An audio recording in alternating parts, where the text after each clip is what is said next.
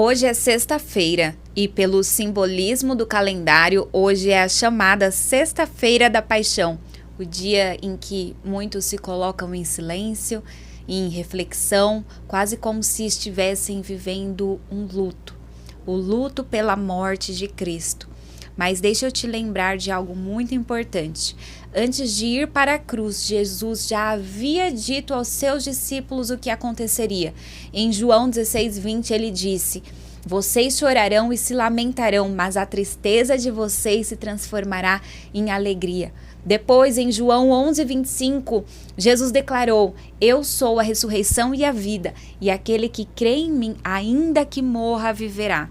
Ou seja, a cruz nunca foi o fim, ela sempre apontou para a vida.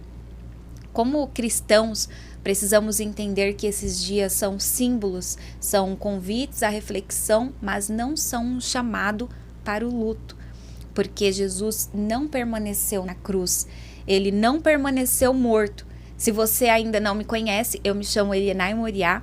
Já se inscreve aqui no canal e ativa o sininho, porque todos os dias eu posto um conteúdo sobre fé e espiritualidade aqui no canal. Durante essa semana, muitos vivem vários tipos de rituais.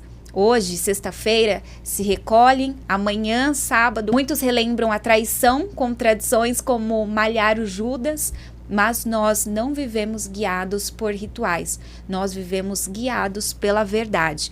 E a verdade é que Jesus, como está escrito em Isaías 53:7, foi um cordeiro levado ao matadouro. Ele não abriu a boca, ele não resistiu, ele se entregou. E isso não começou na cruz, isso já havia sido anunciado muito antes. Quando Abraão levou Isaque para o sacrifício, ali já também existia um prenúncio. O pai que está entregando o seu filho, mas naquele momento Deus proveu um cordeiro. Na cruz, o próprio Deus se entregou como cordeiro. E hoje, mesmo sendo lembrado como Sexta-feira da Paixão, eu quero te dizer algo.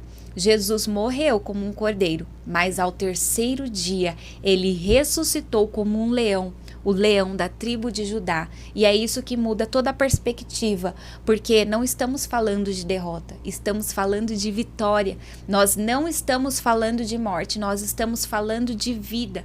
E isso nos conecta com algo que é muito poderoso. Toda vez que algo morre na sua vida, não é necessariamente o fim.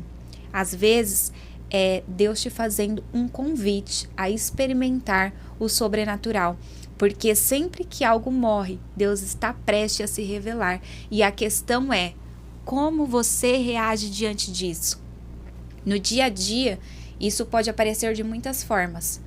Quando um relacionamento se desgasta, quando o casamento entra em crise, quando você olha para os seus filhos e sente que está perdendo o controle, quando dentro da sua casa aquilo que antes era leve se torna pesado, quando um sonho não acontece, quando um projeto não dá certo e parece que tudo morreu.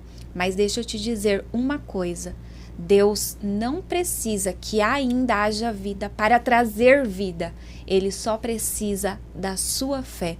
Porque foi assim com Lázaro, que já estava morto há 4 dias, sem esperança nenhuma. Mas Jesus chegou e a morte não teve a palavra final. E talvez hoje você esteja diante de algo assim. Algo que aos seus olhos já acabou. Mas Deus está dizendo, não acabou. E a pergunta é, o que você tem feito diante disso? Você tem aceitado? Você tem desistido ou você tem se posicionado? Porque a Bíblia nos ensina que há poder na nossa boca, que a vida e a morte estão no poder da língua, como está escrito em Provérbios 18:21. Então, o que você tem declarado? Porque na Bíblia, toda vez que alguém se posicionou em palavras alinhadas ao coração de Deus, algo mudou. Ezequiel olhou para um vale de ossos secos e, ao invés de declarar morte, ele profetizou a vida e os ossos voltaram a viver. Davi, quando ele estava diante do gigante, ele não demonstrou medo, mas ele declarou com fé, eu vou contra você em nome do Senhor. E aquela declaração precedeu a vitória. O próprio Jesus, diante da morte, declarou, Lázaro, venha para fora. e um morto voltou à vida. Josué, diante de muralhas que eram impossíveis de ser derrubadas, ele também não declarou derrota, mas ele seguiu a direção de Deus, e ao som da proclamação, os muros de Jericó caíram.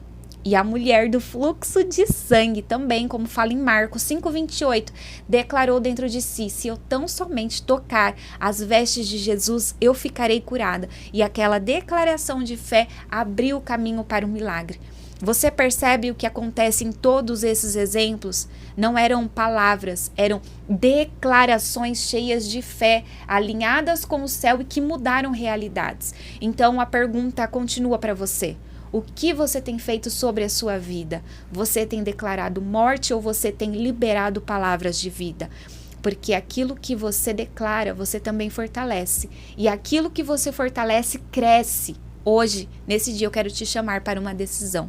Não aceite a morte como um ponto final, mas creia, declare, se posicione dentro da sua casa, no seu casamento, na vida dos seus filhos, nos seus sonhos, nos seus negócios, porque toda vez que algo morre, é Deus te dando a oportunidade de conhecê-lo em um nível mais profundo.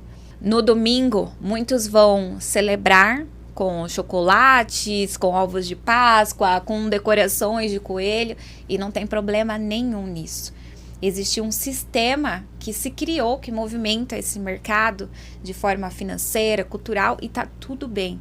Mas nós sabemos o que verdadeiramente nós estamos celebrando. Nós não celebramos um símbolo, mas nós celebramos a vida de Cristo. Celebramos que fomos livrados da morte eterna. Nós celebramos que nós recebemos uma nova chance e nós celebramos que a cruz não nos condenou, mas ela nos salvou. Então, hoje, mesmo sendo sexta-feira, que você não viva como quem perdeu, mas como quem sabe que a vida está a caminho. Que Deus abençoe o seu dia e que tudo aquilo que parecia morto na sua vida volte a reviver hoje. Até o próximo programa.